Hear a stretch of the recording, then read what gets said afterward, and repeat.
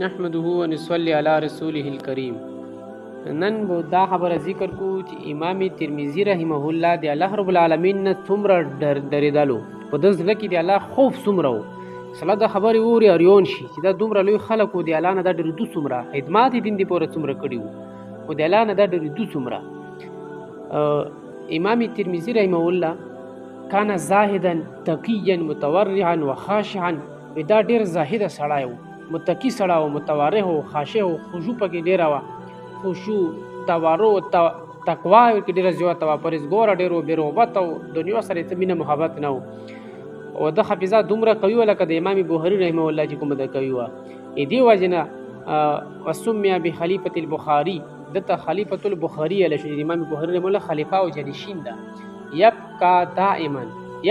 یبکی دائما، دا به همیشه ژړېدلو من خشیة الله، د الله رب العالمین د ویرې نه، د الله د ویرې نه به دا ډېر زیات ژړېدو، د الله د ډور نه. حتی ذهب بصره، وی دا به دومره ډېر ژړېدلو تر دې پورې چې سترګو نظیر یې لوړلو. اوس دا خبره په خولې باندې اسانه ده چې امام ترمذي رحمه الله د الله رب العالمین نه دومره ډرېدو چې سترګو نظیر یې د ډېر د الله د ویرې نه، د خوف نه د سترګو نظیر یې لوړلو، دومره د الله رب العالمین نه دا ډرېدو. او دا څومره نیکماله او څومره نیک بنده تېر شوی او د څومره خدمات دین دی پوره. او څنګه یو کتاب یې لیکلی ترمذي شریف، جامع الترمذي، دا څومره مبارک کتاب یې لیکلی او څومره قبول ده چې صحیح ستاو کې دنه شمرلی شي او په دوره حدیث کې دا پوړولی شي. نو امام ترمذي رحمه الله خپله د کتاب په بری کې چې من کان عنده هذا الكتاب الجامع، چا سره چې دو کې دو وي ترمذي شریف، فکأن نبیا یتکلم، قال الامام ترمذي رحمه الله، چا سره چې ترمذي شریف وي فکأن نبیا یتکلم، گویا د داسې ده لکه د سره نبی علیه الصلاة والسلام مبارک خبرې کوي.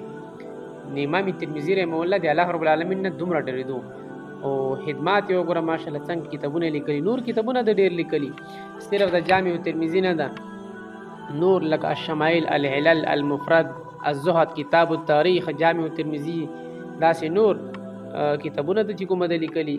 دا دومره د الله رب العالمین نه ډرېدلو چې د ډېر د ویرې د وجې نه د چې کومه ده د سترګو نظیر لوړلو، د سترګو نظیر لوړو. محمد نما و محمد بن عیسی، دا د چې کومه ده نما وه، د امام بخاري رحمه الله شاګرد و. نو ډېر مبارک کتاب یې لیکلی ده او د حدیثو نه ډېر خوندور کتاب چې علما د په باره کې وایي چې امام ترمذي چې کوم کتاب د ده کې موضوعي روایت یو هم نشته. درس ترمذي کې شیخ الاسلام مفتي تقي عثماني صاحب ډېرې خوندورې خبرې کړي د ده په باره کې. 138 صفحې 140 دغو صفحو کې باید علما طلبه باید وګوري. ډېرې شرحې په دې کتابونو لیکلي شوي، معارف السنن، داسې اللباب فی شرح قول ترمذي، الحرف الشذي، تقریر جامع ترمذي چې دا د انور شاه کشمیري صاحب رحمه الله تقریر ترمذي ده چې مولانا چارا محمد صاحب دا په درس کې چې کومه ده نظارت کړی. دارنګې نور الکوكب الدري علی جامع ترمذي، مولانا رشید احمد صاحب گنگوهی رحمه الله والا شرح تحفة الاحوذي، دارنګې نور شرح السندي، ډېرې شرحې چې کومه ده په دې کتابونه لیکلي شي، دا د دې د قبولیت چې کومه ده علامه ده. بهرحال امام ترمذي رحمه الله یو وخت د کتاب ته جامع هم یې، سنن ته هم یې، جامع الترمذي، سنن ترمذي، دا دوی نه مې چې کومه ده تخصیصتلی شي. اوس جامع چاته یې؟ جامع کتاب ته چې هغه کې تفسیر، عقاید، ادب، احکام، مناقب، سیر، فتن، علامات قیامت، فقهي احکام او مناقب وغیره هر قسم مسائل او حدیث چې کومه ده کې جمع شوي وي، نه په جامع ترمذي کې شته. سنن کتاب ته چې هغه کې حدیث د فقهي ترتیب سره چې کومه ده جمع کړي شوي وي. نو دا جامع هم ده او سنن هم ده په یو وخت کې. ډېر مبارک کتاب ده، باید علما طلبه د مطالعه هغه کوي.